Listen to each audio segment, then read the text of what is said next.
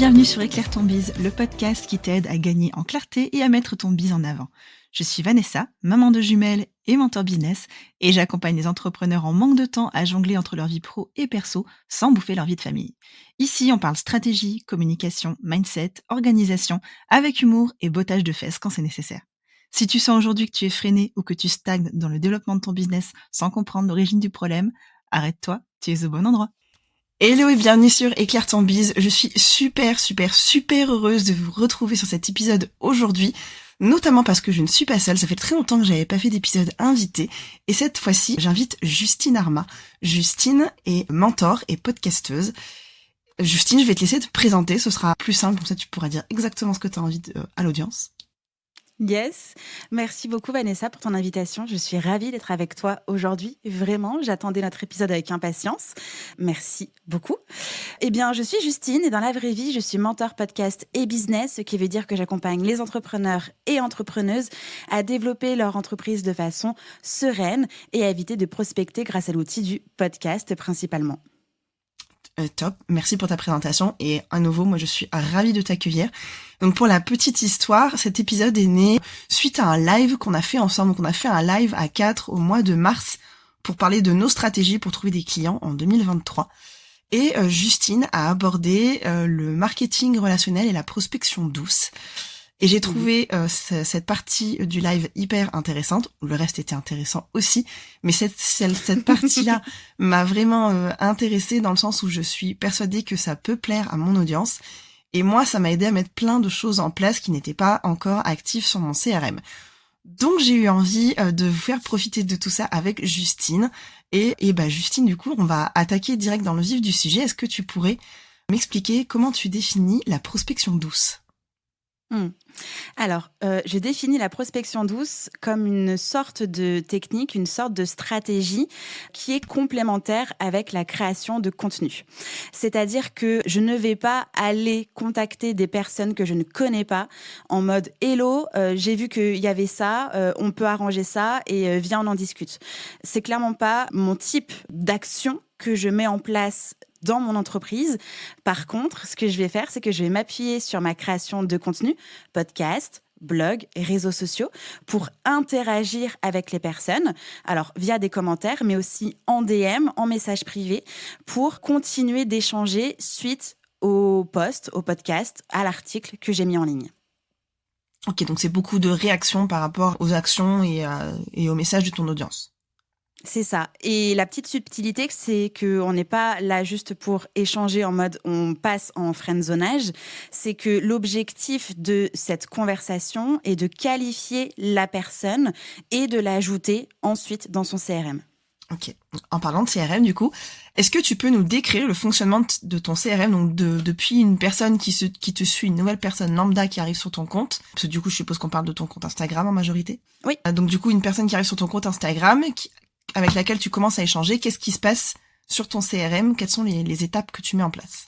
Alors, pour donner un exemple concret, à toutes les nouvelles personnes qui viennent sur Instagram, déjà, il y a un message de bienvenue et je vais m'intéresser à comment est-ce que la personne est atterrie sur mon compte Instagram, ce qu'elle vient chercher comme conseil, astuce, pourquoi elle est ici, en fait, tout simplement, et commencer l'échange. En fonction de cette première réponse, elle va arriver dans mon CRM, soit en prospect non qualifié, et ça ne veut pas dire que cette personne-là est non qualifiée pour l'éternité, c'est qu'aujourd'hui, lors de la première prise de contact, j'ai estimé qu'elle n'était pas qualifiée par rapport à ce que moi je propose et par rapport à ce que, en tout cas, ce qu'elle recherche. Si jamais, lors de ces réponses, je vois qu'en fait, elle est qualifiée, là, elle arrive dans ma carte prospect qualifié. Et je vais commencer à rentrer toutes les informations de cette personne-là. Donc, le nom, le prénom. Si je peux choper une adresse mail sur son site, je vais ajouter l'adresse mail, l'adresse URL de son site internet, ses réseaux sociaux. Et je vais, on va dire, ajouter l'offre qui, selon moi, serait la plus pertinente pour cette personne-là. Parce que du coup, dans mon CRM, et on verra sans doute après lors de tes questions, par rapport à l'outil et au fonctionnement, j'ai plusieurs vues et donc je vais pouvoir, par exemple, savoir que cette personne-là correspond plus à mon offre, par exemple, MOVA, qui est mon programme d'accompagnement pour entrepreneurs à lancer un podcast, à organiser son podcast et à faire du marketing de podcast. Donc, je vais mettre MOVA, tout simplement. Et je vais continuer au fur et à mesure des échanges et de mon investigation sur Internet d'ajouter des informations. Et là, on passe sur ce qu'on appelle en fait du lead scoring. Donc ça veut dire que je vais attribuer un score à ces personnes-là, à cette personne-là, en fonction de ce que moi je trouve. Donc, est-ce que je réponds à sa problématique? Est-ce que cette personne-là est abonnée à ma newsletter? Est-ce qu'il y a plusieurs échanges? Est-ce qu'il y a un taux d'ouverture plus ou en dessous de 30%, etc., etc. Et en fonction de ces scores-là, eh bien, mon CRM va me dire, OK, lead méga chaud, on continue, ou alors, non, c'est pas encore le moment. Ok. Par rapport à tes critères, du coup, est-ce que tu pourrais nous décrire comment tu définis qu'un prospect est qualifié ou pas? Eh bien déjà, ça va être, est-ce que surtout cette personne rencontre la problématique que moi, je peux résoudre? Déjà, ça c'est la base. Évidemment, je m'appuie sur mon étude de persona et pas juste sur je sais faire, je peux le faire. C'est vraiment l'étude de persona. Et ensuite, eh bien, au niveau du lead scoring, alors je peux prendre un exemple très concret en ouvrant mon CRM en même temps, si tu veux. Je vais ajouter donc entre 1 et 10 si je réponds à la problématique de cette personne, entre 1 et 5 si cette personne-là est décideur ou prescripteur, ou alors si cette personne-là, typiquement, si c'est une entreprise où il y a plusieurs personnes et que c'est un employé, une employée de cette entreprise-là ou un freelance, etc., qui me contacte, mais qui décide pas, en fait, si on va travailler ensemble, bah là aussi, je le note. Qu'est-ce que je vais pouvoir noter de plus? Alors, attends, bouge pas. J'ajoute ça, je regarde. J'ai quand même 31 propriétés dans mon CRM. Avec tout ce lead scoring, ça fait quand même du monde à sortir. Je vais noter si, entre 1 et 5, si j'ai une offre qui est adaptée. Et puis ensuite, je vais passer sur tout ce qui concerne l'engagement sur les réseaux sociaux, l'engagement sur ma newsletter, l'engagement dans les échanges. Alors, est-ce qu'on a des échanges réguliers? Est-ce qu'il y a une prochaine étape qui est validée? Donc, la prochaine étape peut être très simple. Bah, viens, on va prendre un rendez-vous. Ou alors, bah, pour le moment, j'ai pas le temps de m'occuper de ça. On se recontacte dans quelques semaines, dans quelques mois. Tout simplement. Et puis, le dernier lead score, on va dire, c'est le numéro 10 qui est OK, il y a un rendez-vous de fixé. Ok, et du coup, ça a l'air hyper complet. Tu utilises quel outil pour faire ça? Notion. Notion, baby. Est-ce que tu as beaucoup, du coup, d'entrées manuelles sur ta base de données CRM ou est-ce que tu as réussi à automatiser certaines parties? Alors, j'ai pas pris le temps de pouvoir tout automatiser. Il y a quand même des choses que je fais manuellement. Alors, si tu veux, quand la personne prend un rendez-vous avec moi, j'ai un questionnaire qui est fait sur Tally et je pourrais en fait mettre une automatisation de que les réponses qui arrivent sur Tally arrivent sur mon Notion. Après, tout ce qui concerne l'inscription newsletter, taux d'ouverture, taux de clic, etc., réponse à newsletter, là pour le coup c'est manuel. Pareil pour les échanges réguliers, rencontre à la problématique, bah, ça aussi c'est de l'humain, donc ça c'est manuel. Il y a quand même pas mal de choses que je dois faire manuellement parce que bah, c'est de l'humain, parce que je me suis... Alors si ça se trouve, je peux automatiser encore plus de choses, mais pour le moment j'ai pas creusé le sujet. Ok, du coup, ça te prend combien de temps au quotidien? Alors, mon CRM est constamment ouvert sur mon ordinateur. J'ai toujours ma page Notion CRM qui est ouverte. Comme ça, je peux rapidement, en fait, noter les choses parce que le but du jeu, c'est pas juste d'avoir un CRM et d'attendre que le CRM avance tout seul. Le but du jeu, c'est de le nourrir. Donc, dès lors que j'ai un échange en DM et que je vois une information qu'il faut que je garde, mais typiquement, un échange simple, cette personne-là est tombée malade. Bon, bah, je me note de reprendre de ses nouvelles dans quelques jours, savoir comment elle va, pour continuer, en fait, de tisser du lien, continuer de nourrir mon réseau et surtout la relation. Donc, je vais noter au fur et à mesure des petites choses comme ça dans mon CRM. Donc, je dirais que c'est au moins 30 minutes par jour, mais j'ai un créneau dédié aux relances, aux points CRM tous les mercredis après-midi pendant 1h30. Ok. Donc, en gros, ça te prend entre 3 et 4 heures par semaine. Ouais, à peu près. Ok. T'as mis ça en place quand? Trop tard. Alors, petite anecdote, c'est que j'avais commencé à en mettre en place un, si mes souvenirs sont bons, c'était en 2020. Sauf qu'en fait, c'était les tout débuts de Notion et je suis arrivée un peu en mode « What? Qu'est-ce qui se passe? C'est quoi ce truc? Comment je vais faire pour tout construire ?» Et donc, j'avais juste plié bagage. Après, j'avais tenté d'en faire un autre sur un Google Sheets et je trouvais ça mais tellement pas intuitif et tellement chiant et tellement moche, ces trucs de tableau. Donc, en fait, j'avais commencé sans pour autant continuer de le nourrir. Et là, j'en ai un qui fonctionne vraiment très bien depuis officiellement 1 année, en fait. J'ai commencé vraiment l'été dernier. Ok.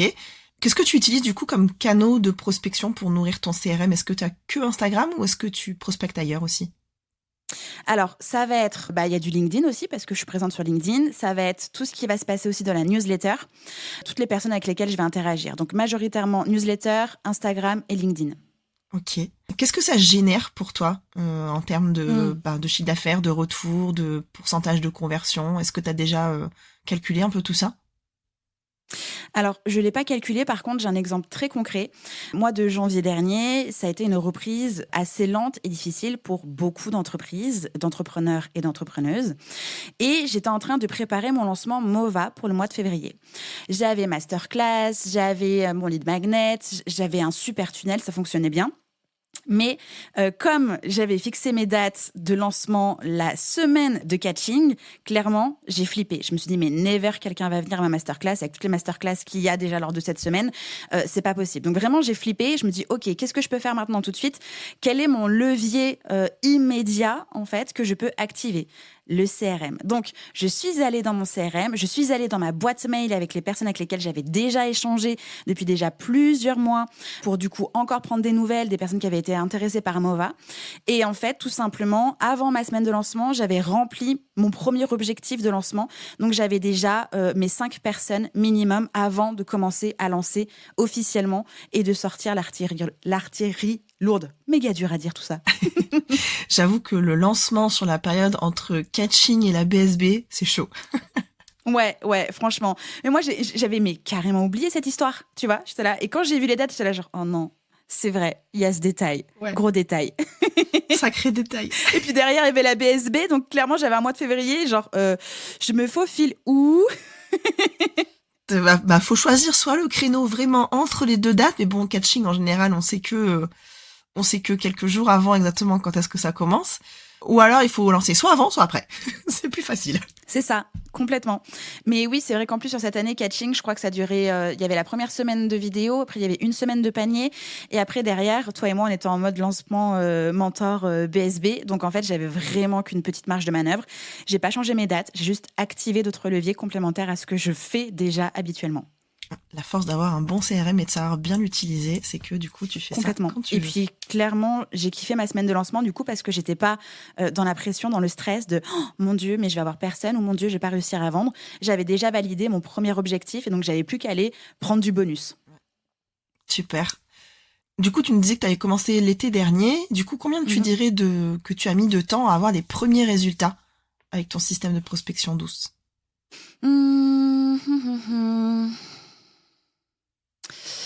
Je sais pas trop parce que c'est vrai que entre le temps de mise en place, le temps d'ajouter aussi toutes les personnes avec lesquelles j'avais déjà échangé, qui étaient un peu de partout, donc ça prend du temps.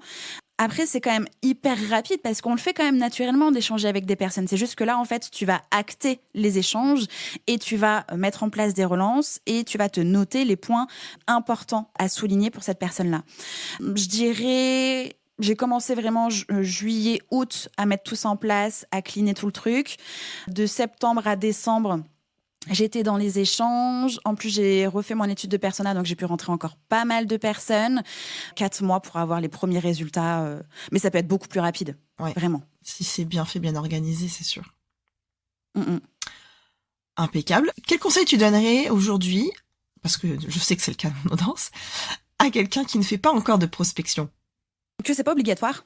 En fait, c'est pas du tout obligatoire de prospecter. Alors, d'aller vers une personne qu'on ne connaît pas et de proposer un rendez-vous, quelque chose, ou d'essayer de qualifier cette personne-là ou de montrer à cette personne-là qu'on est la personne idéale, c'est clairement pas obligatoire. Par contre, ce qui est obligatoire, vraiment, c'est de ne pas juste être concentré sur de la création de contenu. On n'est pas juste là pour donner des conseils et de la valeur gratuitement et que les gens s'en aillent sans laisser ni même un coucou, un au revoir ou une adresse mail. Pas du tout.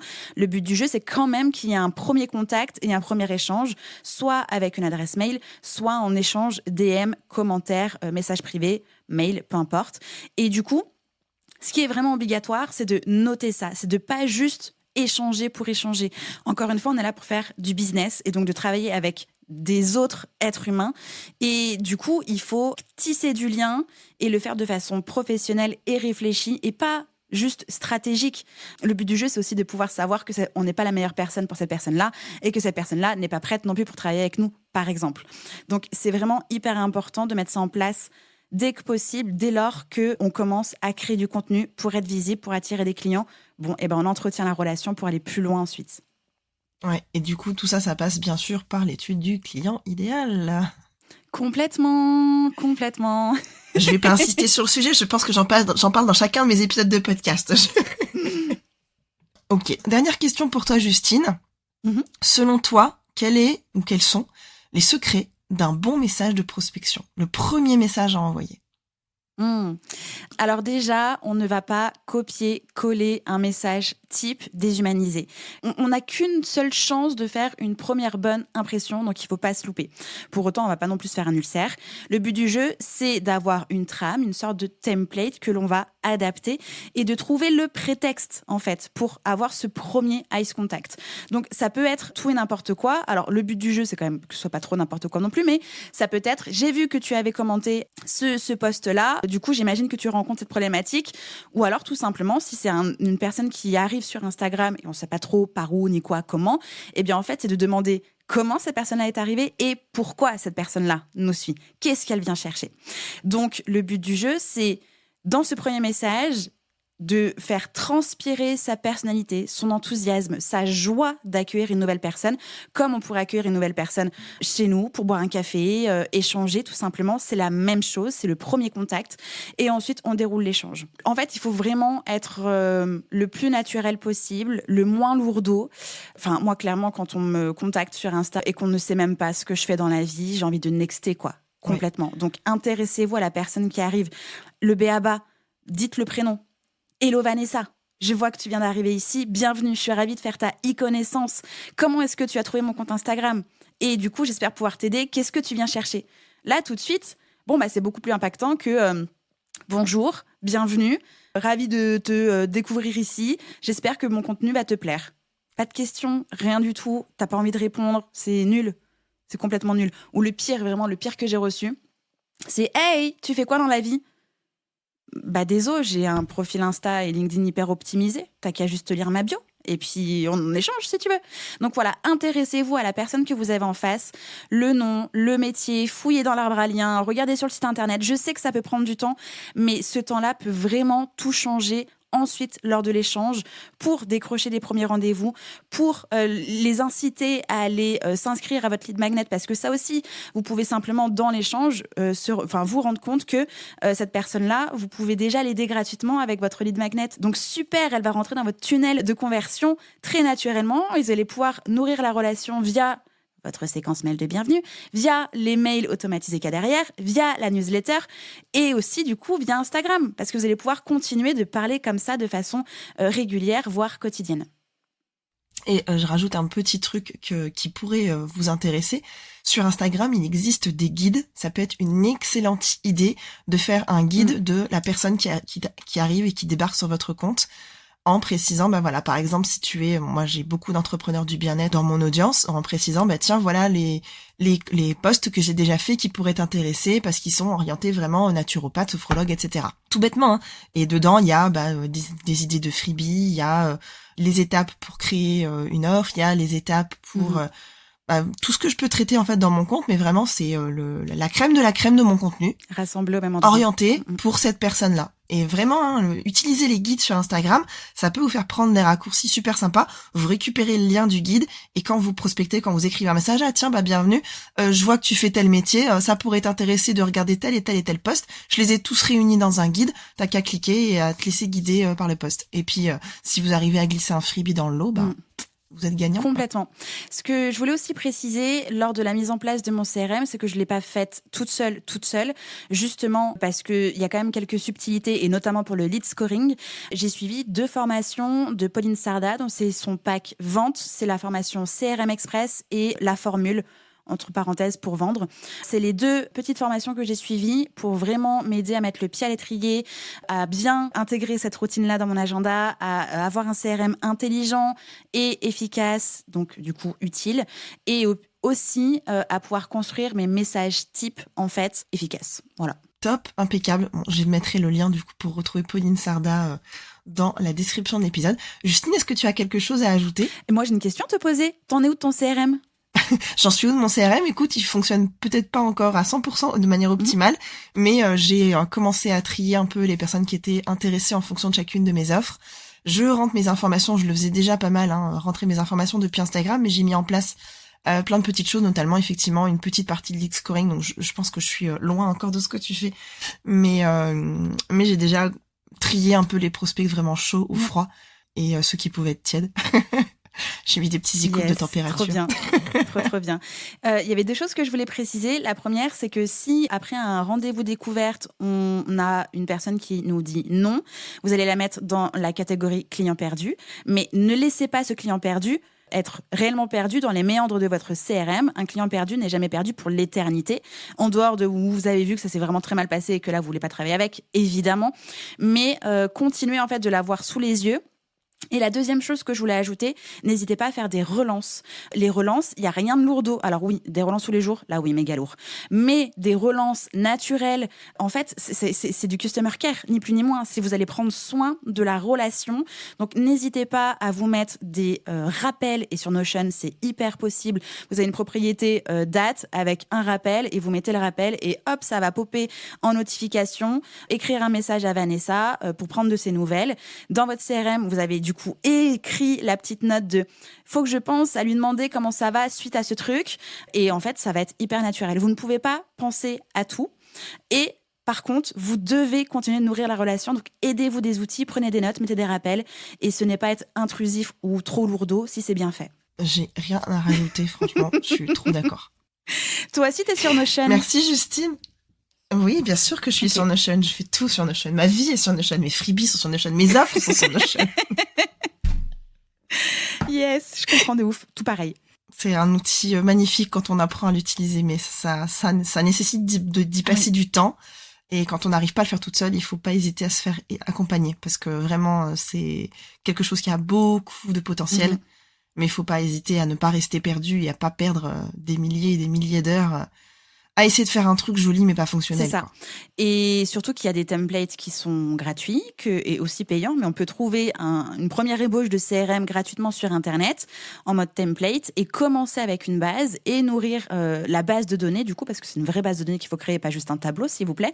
Et du coup, avancer avec ça et ajouter les propriétés dont vous pouvez avoir besoin. Et voilà, vous n'êtes pas obligé de passer votre life à essayer de tout construire à zéro. Faites-vous aider ou téléchargez le template pour démarrer.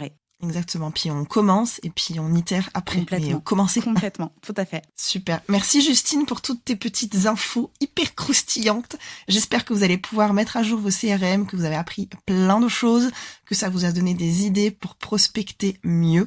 Je sais que c'est un sujet vraiment très pointilleux dans mon audience. Vous êtes beaucoup à me dire non mais je veux pas prospecter, j'ai pas envie, machin. En général, c'est souvent de la peur de se lancer, de la peur de l'échec, de la peur du rejet.